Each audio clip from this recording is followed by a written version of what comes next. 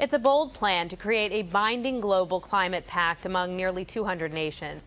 But with just 17 days left before the United Nations Climate Change Summit in Copenhagen, success does not look easy. Up to the Minute contributor Frank Ucciardo has details. The success or failure of the Climate Change Summit in Copenhagen largely depends on what the United States brings to the table. Nobody has any appetite for a second bite at the climate change cherry without the United States. The United States has to be in the Copenhagen, Agreement. All of us should have these certain obligations in terms of what our plan will be to reduce these greenhouse gases.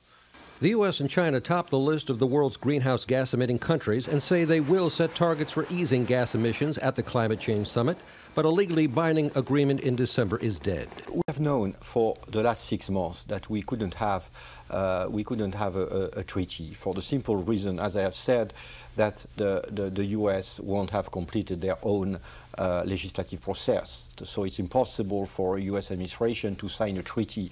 France's UN ambassador expressed what a lot of European envoys would not say. It will take months.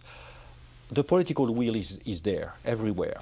UN officials will have to settle for a political deal in Denmark that will lay the groundwork for a future legally binding pact on global warming. My message to you today is this: stay positive and stay engaged and come to Copenhagen and see the deal. The Secretary General made his remarks to a hastily called meeting of the General Assembly countries as UN officials scrambled to bolster support for the Copenhagen summit. Well, I'm asking you. No, I'm not. I'm begging you. I'm begging you to live up to your responsibilities. The UN also called in some celebrity power as rock star Sting's wife, Trudy Styler, made a dramatic plea on behalf of the Rainforest Foundation. As we go forward to Copenhagen, to me, the signs are not good. In the face of the greatest crisis our world has faced for generations, too many powerful people are behaving with shocking irresponsibility.